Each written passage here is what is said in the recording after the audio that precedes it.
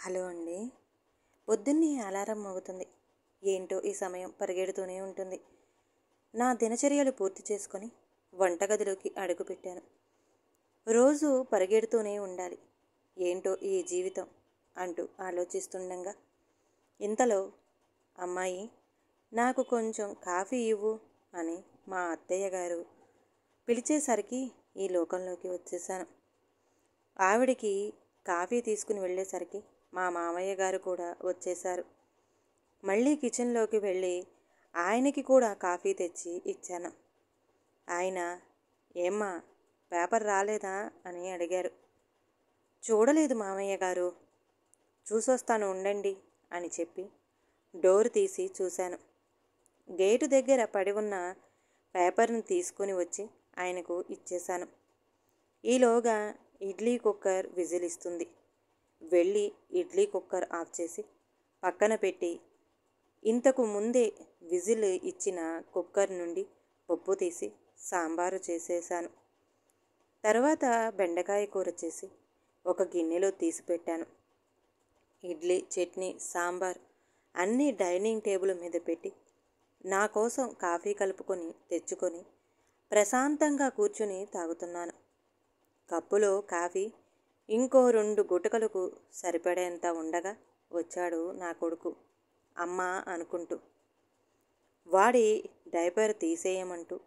వాడికి 1.5 వయసు. ఆ కాఫీ అలాగే వదిలేసి వాడి వెంట వెళ్ళాను. వాడి పనులన్నీ పూర్తి చేసి నాకు, మా వారికి లంచ్ బాక్సులు సర్దేశాను. ఈలోగా మా వారు వచ్చేశారు కాఫీ ఇవ్వమని. ఆయనకు కాఫీ ఇచ్చేసి నేను ఆఫీసుకి రెడీ అయ్యాను. మా అత్తయ్య గారి దగ్గరకు వెళ్ళి నేను ఆఫీసుకి బయలుదేరుతున్నాను అని చెప్పి చేసిన వంట వివరాలు, ఆవిడ వేసుకోవలసిన మందులు, మా అబ్బాయిని, వాడికి ఇంకో జత బట్టలు అన్నీ ఇచ్చేసి బయలుదేరుతుండగా ఆవిడ, ఏంటి నీ ముఖంలో ఏదో అలసట, విసుగుత కనిపిస్తుంది అని అడిగింది. రాత్రి బుజ్జిగాడు మధ్యలో లేచి కూర్చున్నాడు. వాడిని సముదాయించి పడుకోబెట్టాను. సరిగ్గా నిద్రలేక అలా ఉంది అని చెప్పాను. ఇంతలో మా వారు, అవునా, అసలు నాకేమీ వినిపించలేదు అని అడిగారు. మా అత్తయ్య గారు వెంటనే, నువ్వు మీ నాన్న నిద్రపోతే కుంభకర్ణుడిలా మారతారు, ఇంకా ఏం వినిపిస్తుంది, మరో సెలవు పెట్టేయి, నిద్ర సరిగ్గా లేదని అన్నావు కదా అని అన్నారు. అమ్మో లేదండి, నాకు వర్క్ ఉంది, వెళ్ళాలి, తప్పదు అని చెప్పి బయలుదేరుతుండగా మా వారు ఒక అరగంట ఆగితే నిన్ను మధ్యలో డ్రాప్ చేసి నేను నా ఆఫీస్కి వెళ్ళిపోతాను కదా అని అన్నారు. నాకు అర్జెంట్ వర్క్ ఉంది, మీకోసమని అరగంట ఆగితే ట్రాఫిక్ ఎక్కువై నాకు గంట లేట్ అవుతుంది అని చెప్పి బయలుదేరాను. బస్ స్టాప్కి వెళ్ళి బస్సు ఎక్కి కూర్చున్నాను. కానీ నా మనసు ఏమీ బాగోలేదు. మత్తయ్య గారు బాగానే కనిపెట్టారు నా ముఖం చూసి అలసటగా, విసుగ్గా ఉన్నాను అని. కానీ ఇప్పుడు అసలు విషయం చెప్పి ఆవిడను ఆందోళనకు గురి చేయడం నాకు ఇష్టం లేదు. ఆవిడ పెద్దగా చదువుకోలేదు, కానీ మంచి తెలివి గలది. అన్నిటినీ చక్కగా మేనేజ్ చేస్తుంది. నేను ఉదయం 9 గంటలకు బయలుదేరి తిరిగి ఇంటికి 8:30కి వస్తాను. ఒక్కొక్కసారి సుమారు 11 గంటల వరకు కూడా రాను. నేను ఆఫీసుకి వెళ్ళింది మొదలు రాత్రి ఇంటికి వచ్చే వరకు నా కొడుకుని కంటికి రెప్పలా చూసుకుంటుంది. వాడికి 2 నెలల వయసు ఉన్నప్పటి నుండి నేను ఆఫీసుకు వెళ్ళాక ఆవిడే చూసుకుంటున్నారు. నిజానికి ఆవిడ రుణం తీర్చుకోలేనిది. నిజమే, నాకు అలసట, విసుగు కన్నా చిరాకుగా, బాధగా ఉంది. కారణం, నాకు ఈరోజు ఉదయం ఒక మెయిల్ వచ్చింది. నన్ను ఉద్యోగంలో నుండి తీసేశారు అని దాని సారాంశం. ఇంతకీ నేను ఏం చేస్తుంటానో చెప్పనే లేదు కదా. నేను ఒక కంపెనీలో సాఫ్ట్వేర్ ఇంజనీరింగ్గా పనిచేస్తున్నాను. మామూలు సాఫ్ట్వేర్ కంపెనీలలో ఇవన్నీ సర్వసాధారణం. కంపెనీ ఆర్థికంగా సమస్యల్లో ఉన్నప్పుడులో లో రేటింగ్లు ఉద్యోగాలను, లేదంటే బెంచ్ ఏ ప్రాజెక్టులో లేని వాళ్ళ మీద ఉన్న ఉద్యోగాలను ఇలానే తీసేస్తారు. కాకపోతే నా విషయంలో రేటింగ్ అనేది బయటకు కనపడే విషయమైన అసలు కారణం వేరు. అదేంటో మీకు తెలుసుకోవాలని ఉంది కదా, చెప్తాను. మా టీంకి ఈ మధ్యనే కొత్త మేనేజర్ మారారు. ఆయన పేరు ప్రవీణ్. వేరే టీం మేనేజర్ని మాకు మేనేజర్గా నియమించారు. ఆయనకు నేను నచ్చలేదు. నన్ను కాల్స్ అటెండ్ చేసి వాటి మీద రిపోర్ట్ చేసి వెళ్ళమనేవారు. ముందు అర్థం కాకపోయినా కొన్ని రోజుల తర్వాత అర్థమైంది. రోజు లేట్ అయింది కదా, నేను డ్రాప్ చేస్తాను అనేవారు. ఒకరోజు ఎప్పటిలాగే నా వెంట పడ్డాడు. పర్వాలేదు, నేను డ్రాప్ చేస్తాను రండి అంటూ.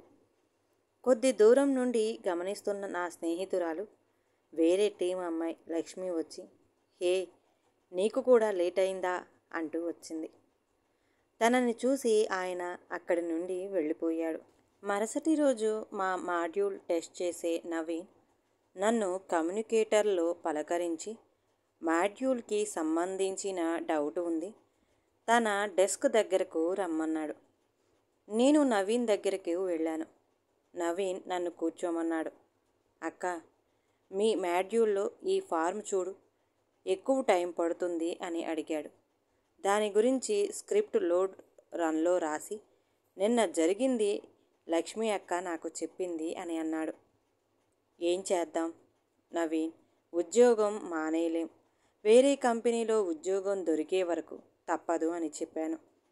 నవీన్ తన ఫ్రెండ్ వాళ్ళ ఆఫీసులో ఓపెనింగ్స్ ఉన్నాయని, అక్కడ జాబ్ వస్తే వర్క్ ఫ్రమ్ హోమ్ కూడా ఇస్తారని చెప్పినా రిజ్యూమ్ ఇవ్వమన్నాడు. నేను నవీన్కి పంపించాను. నవీన్ మా గిలేజ్కి సంబంధించిన కోడ్లో ఏదో ఇష్యూ ఉంది, చూసుకోమని చెప్పాడు. నేను కోడ్లో ఇష్యూ చూసుకొని ఫిక్స్ చేశాను. ఆ రోజు మళ్ళీ లేట్ అయింది. ప్రవీణ్ మళ్ళీ అలానే వంకరగా మాట్లాడటం మొదలుపెట్టాడు. నవీన్ వచ్చి, ఏంటక్క లేట్ అయిందా, నేను డ్రాప్ చేస్తాను పద, నేను ఎలాగూ మీ ఇంటి ముందు నుండి వెళతాను, లక్ష్మి అక్క కూడా నాతోనే వస్తాను అంది. అదిగో వస్తుంది అని అన్నాడు. లక్ష్మి వచ్చి వెళ్దామా అని అడిగింది. నవీన్ ప్రవీణ్తో, ఓకే అన్నా, అక్కని నేను డ్రాప్ చేస్తానులే, నువ్వు టెన్షన్ పడుకు అని అన్నాడు.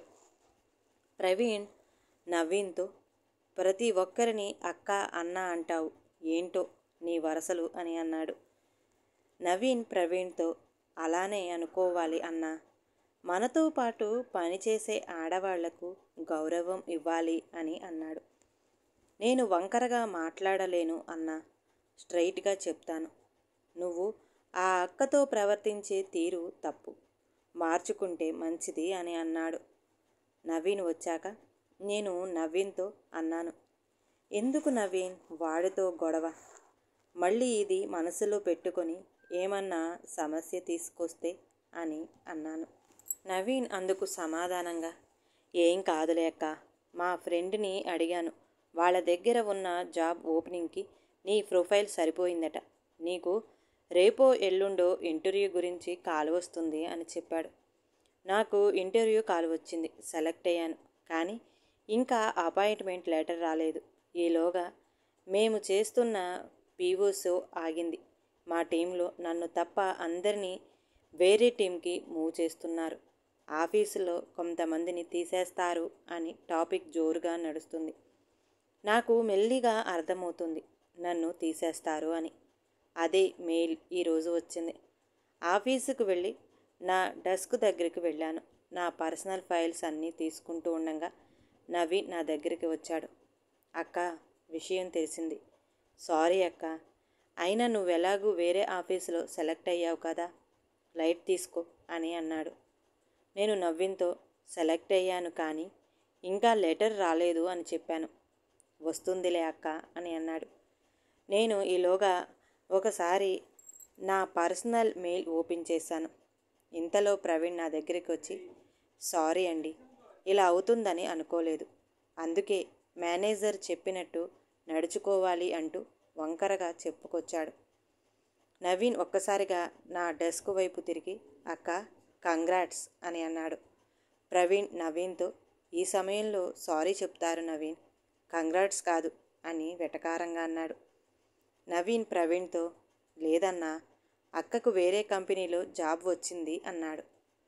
నేను నా సిస్టంలో చూసేసరికి నిజంగానే ఆఫర్ లెటర్ మెయిల్ వచ్చింది.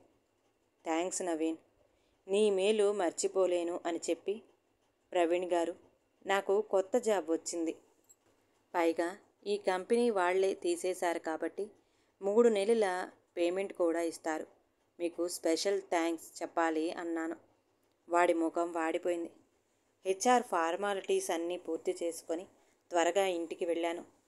నేను త్వరగా రావడం చూసి మా అత్తయ్య గారు వాళ్ళు కంగారు పడ్డారు. ఇంటికి వెళ్ళి వాళ్ళకి జాబ్ పోయిన కొత్త జాబ్ వచ్చిందని చెప్పాను. మా అత్తగారు నా ఆఫర్ లెటర్, నేను తెచ్చిన స్వీట్స్ దేవుడి దగ్గర పెట్టి నాకు మళ్ళీ ఇచ్చారు. ఈరోజు అలా మొదలై ఇలా గడిచింది. అయ్యో, ఇంతవరకు నా పేరు చెప్పలేదు కదూ. నా పేరు వనిత. ఈరోజు నా జీవితంలో మర్చిపోలేని రోజు. ఓడిపోయాను అనుకున్న చోట గెలిచి చూపించాను. ఈ గెలుపుకి నేను నవీన్కి ఎన్నిసార్లు థ్యాంక్స్ చెప్పినా తక్కువే. అసలు నవీన్కి ఈ విషయం చెప్పింది లక్ష్మి కదా. అవును, తనకి కూడా స్పెషల్ థ్యాంక్స్ చెప్పాలి. ఆ మాటకొస్తే నన్ను ఉద్యోగానికి పంపిస్తూ నా కొడుక్కి తల్లిగా మారిన మా అత్తయ్య గారికి థ్యాంక్స్ చెప్పాలి. ఇక నన్ను చదివించడానికి మా అమ్మ పడిన కష్టానికి మా అమ్మకు థ్యాంక్స్ చెప్పాలి. ఈ సమాజంలో ఎదురయ్యే ఎన్నో సమస్యలను, సవాళ్లను అధిగమిస్తూ సాగిపోయే నారీమణులందరికీ అంకితం. ఈ కథ కనుక నచ్చితే ప్లీజ్ లైక్ చేయండి. అలాగే ఛానల్ని సబ్స్క్రైబ్ చేసుకోవటం మాత్రం అసలు మర్చిపోమాకండి. ఇంకా మీ విలువైన అభిప్రాయాన్ని కామెంట్ బాక్స్లో కామెంట్ చేయండి. అందరికీ ధన్యవాదాలండి.